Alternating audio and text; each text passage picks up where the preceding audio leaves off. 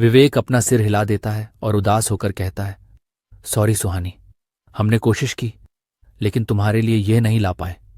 उसकी आवाज में अफसोस झलक रहा था। सुहानी हल्की मुस्कान के साथ जवाब देती है, कोई बात नहीं, मुझे इसकी जरूरत नहीं है। निशा अपनी चेयर से उठते हुए कहती है, चलो फिर कल कॉलेज में मिलते हैं। वे तीनों कैफे से बाहर निकलते हैं और हॉस्टल की ओर चल पड़ते हैं। सुबह के 9 बज रहे थे। कई दिनों के बाद आज सुहानी, निशा और विवेक कॉलेज आए थे। क्लास अटेंड करने के बाद वे तीनों लाइब्रेरी में अपना असाइनमेंट पूरा कर रहे थे। लाइब्रेरी में सन्नाटा पसरा था। सभी छात्र अपनी अपनी जगह पर बैठकर पढ़ाई कर रहे थे। इसी बीच सुहानी एक किताब लेने के लिए लाइब्रेरी की दूसरी मंजिल पर जाती है। वहां केवल किताबें थीं, ज्यादा स्टूडेंट्स नहीं थे और कोने की कुछ लाइट्स खराब हो गई थीं। फ्लैशलाइट की मदद से वह किताबें ढूंढ रही थी कि अचानक उसे किताबों की अलमारी के पीछे से एक परछाई तेजी से गुजरती हुई दिखी। वह घबराकर पीछे मुड़ती है, लेकिन वहां कोई नहीं था। चारों ओर नजरें दौड़ाते हुए वह धीरे से पूछती है, कौन है यहां? तभी उसकी नजर लाइब्रेरी की खिड़की पर जाती है। उसे ऐसा महसूस होता है जैसे कोई वहां से उसे घूर रहा हो। चारों ओर फैले सन्नाटे में यह सब बेहद डरावना लग रहा था। तभी अचानक एक काला साया तेज हवा के झोंके की तरह सुहानी के पास आया और उसके शरीर को छूता हुआ निकल गया। डर के मारे सुहानी चीख पड़ी। तभी उसे अपने दाहिने हाथ में तेज जलन महसूस हुई। जब उसने अपना हाथ देखा तो वहां खून बह रहा था और किसी जानवर के पंजे का गहरा निशान बना हुआ था। अगले ही पल वही साया फिर से पीछे से आया और उसे छूकर चला गया। इस बार उसकी गर्दन पर भी वैसा ही पंजे का निशान बन गया। इसके बाद जैसे कुछ हुआ ही ना हो, चारों ओर शांति छा गई। डर से कांपती हुई सुहानी खुद को सामान्य करने की कोशिश करने लगी। कुछ देर बाद वह बिना कुछ कहे निशा और विवेक के पास जाकर बैठ गई। उसे यह बात किसी को बताना ठीक नहीं लगा, इसलिए उसने चुप रहना ही बेहतर समझा। कुछ देर बाद तीनों लाइब्रेरी से बाहर आ गए। बाहर निकलते ही सुहानी की नजर युवराज पर पड़ी, जो मिस्टर यशवंत दीवान के साथ प्रिंसिपल ऑफिस की ओर जा रहा था। विवेक उसे देखकर कहता है, सब लोग तो इस वक्त कॉलेज से घर जा रहे हैं, लेकिन युवराज अपने पापा के साथ प्रिंसिपल ऑफिस की तरफ क्यों जा रहा है? निशा जवाब देती है, अरे कॉलेज के पीछे जो खंडहर है उसी सिलसिले में आज ट्रस्टी की प्रिंसिपल के साथ मीटिंग है। इस पर सुहानी सोच में पड़ जाती है और कहती है, फिर तो पद्मिनी सिंघानिया को भी इस मीटिंग के लिए आना चाहिए था, वो क्यों नहीं आई? विवेक हल्की हंसी के साथ कहता है, अरे क्योंकि कल पुराने रोड पर किसी का मर्डर नहीं हुआ ना। सुहानी और निशा उसे अजीब नजरों से देखने लगते हैं। विवेक गंभीर होकर कहता है, तुम लोग मेरी बात क्यों नहीं मानते? कुछ तो गलत है उसके साथ। जिस दिन उस रोड पर मर्डर होता है उसके अगले ही दिन वह शहर में दिखती है। निशा भी विवेक की बात से सहमत होकर कहती है, यार विवेक सही बोल रहा है। सुहानी ने भी यह नोटिस किया था, लेकिन उसने कुछ नहीं कहा। वे तीनों वहीं खड़े होकर प्रिंसिपल ऑफिस की तरफ देखने लगे। कुछ देर बाद कॉलेज कैंपस में एक बड़ी सी ब्लैक कार आकर रुकी। उसमें से पद्मिनी सिंघानिया बाहर निकली। ये देखकर विवेक, सुहानी और निशा हैरान रह गए। विवेक को तो जैसे सदमा ही लग गया था। पद्मिनी अपनी कार से निकलकर कैंपस के अंदर जाने लगती है। जैसे ही वह सुहानी, निशा और विवेक के पास से गुजरती है, उसकी नज़र सुहानी के हाथ और गर्दन पर पड़े गहरे निशानों पर जाती है। ये वही निशान थे जिन्हें अब तक निशा और विवेक ने भी नहीं देखा था। पद्मिनी बिना कुछ कहे आगे बढ़ जाती है। पद्मिनी के वहां से जाने के बाद विवेक चौंकते हुए कहता है, कल रात तो उस रोड पर कोई मौत नहीं हुई, फिर आज पद्मिनी सिंघानिया कॉलेज कैसे आ गई? विवेक की बात पूरी होते ही सुहानी कुछ सोचते हुए कहती है, अगर पद्मिनी सिंघानिया वह साया नहीं है तो फिर वह साया कौन है?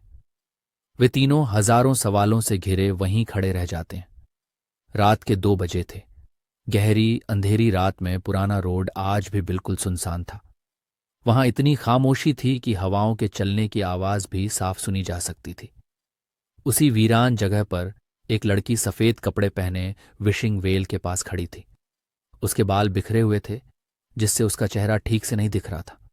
वह बिना पलक झपकाए बस एक तक विशिंग वेल को घूरे जा रही थी। अगले ही पल अचानक विशिंग वेल के अंदर से वही काला साया बाहर आ जाता है, लेकिन वह लड़की फिर भी अपनी जगह से नहीं हिलती। साया उसके करीब जाता है और उसकी गर्दन पकड़कर उसे हवा में उठा देता है। अब उस लड़की का दम घुटने लगता है, वह तड़पने लगती है। कुछ देर तक उसे तड़पाने के बाद वह साया उसे पूरी ताकत से विशिंग वेल के अंदर फेंक देता है। लड़की की चीख पूरे जंगल में गूंज उठती है। सुहानी की नींद अचानक इस डरावने दृश्य से टूट जाती है। उसकी आंखें खुलते ही वह खुद को किसी अनजान जगह पर खड़ा पाती है। वह घबराकर इधर उधर देखती है और डर के मारे उसके हाथ पैर सुन्न पड़ जाते हैं। लेकिन जब वह गौर से देखती है तो उसे एहसास होता है कि वह अपने हॉस्टल में नहीं बल्कि उससे काफी दूर किसी सड़क पर खड़ी है।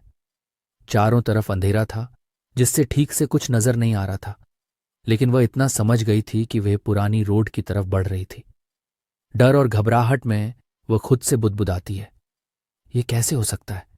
मैं तो अपने कमरे में सो रही थी, फिर मैं यहां कैसे आ गई? ये सच नहीं हो सकता। मैं पक्का सपना देख रही हूं। ये सोचते हुए वह कसकर अपनी आंखें बंद कर लेती है, इस उम्मीद में कि जब वह आंखें खोलेगी तो खुद को अपने बिस्तर पर पाएगी।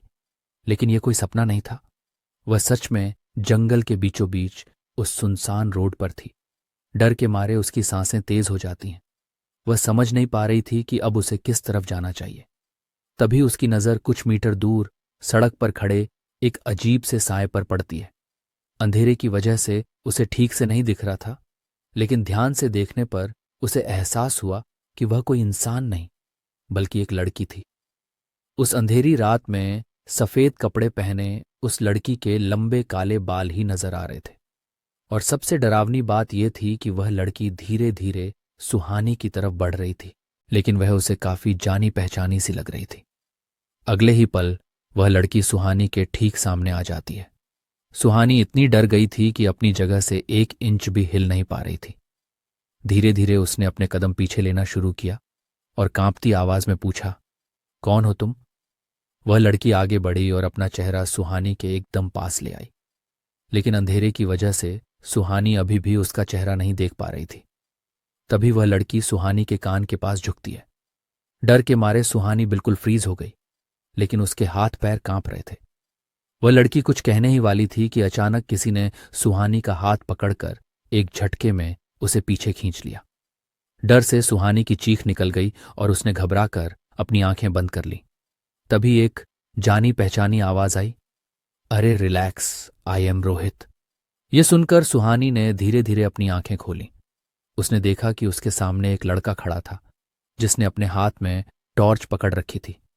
उसने टॉर्च अपने चेहरे पर फोकस किया, जिससे सुहानी को उसकी शक्ल साफ दिखाई देने लगी।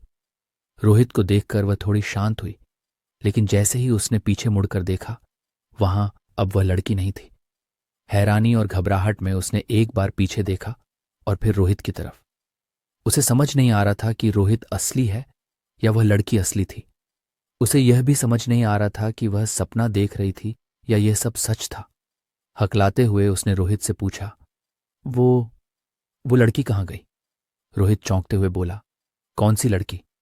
सुहानी ने घबराकर कहा, तुमने देखा नहीं?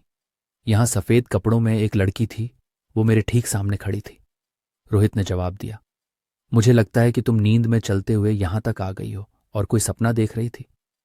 रोहित की बात सुनकर सुहानी ने कोई बहस नहीं की, लेकिन वह जानती थी कि जो उसने देखा वह सपना नहीं था। थोड़ी देर बाद सुहानी ने रोहित से पूछा, तुम इतनी रात को यहां क्या कर रहे हो? रोहित उसके सवाल से थोड़ा घबरा गया और बोला, मैं बस नाइट वॉक के लिए आया था। सुहानी ने उसके हाथ में बंधी घड़ी पर टॉर्च फोकस किया और कहा, रात के 3 बजे तुम नाइट वॉक पर आए हो? यह सुनकर रोहित और भी ज्यादा डर गया।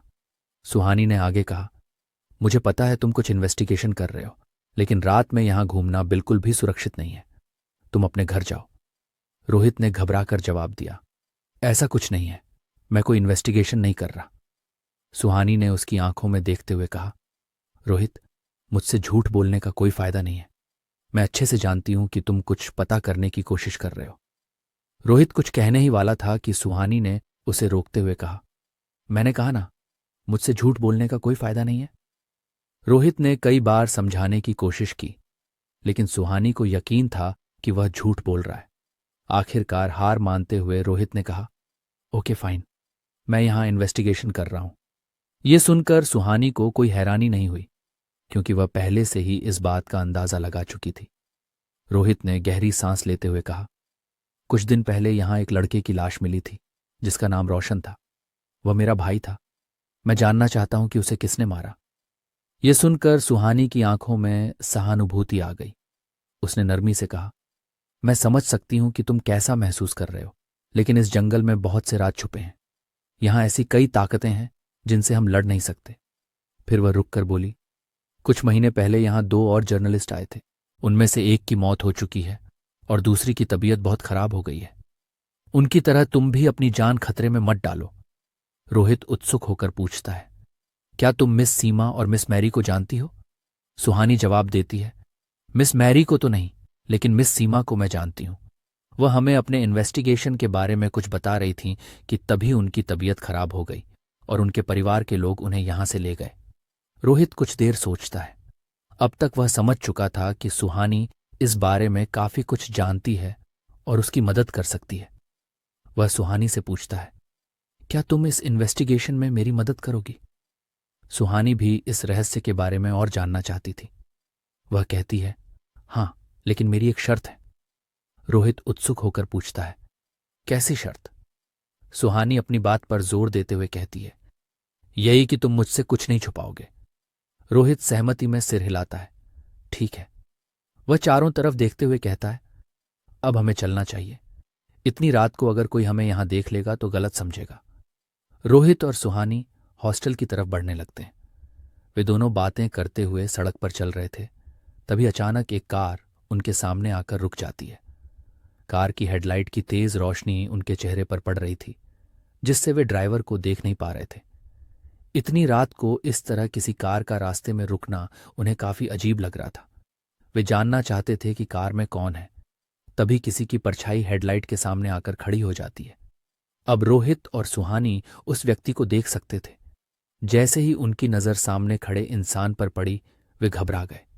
उनके सामने इस वक्त युवराज खड़ा था, जो गुस्से से सुहानी को देख रहा था। क्या सुहानी को फिर से युवराज के गुस्से का सामना करना पड़ेगा? क्या रोहित की मदद से सुहानी सच की तरफ बढ़ पाएगी? जानने के लिए सुनते रहिए यह कहानी। वीडियो को लाइक, शेयर करें और चैनल जरूर सब्सक्राइब करें।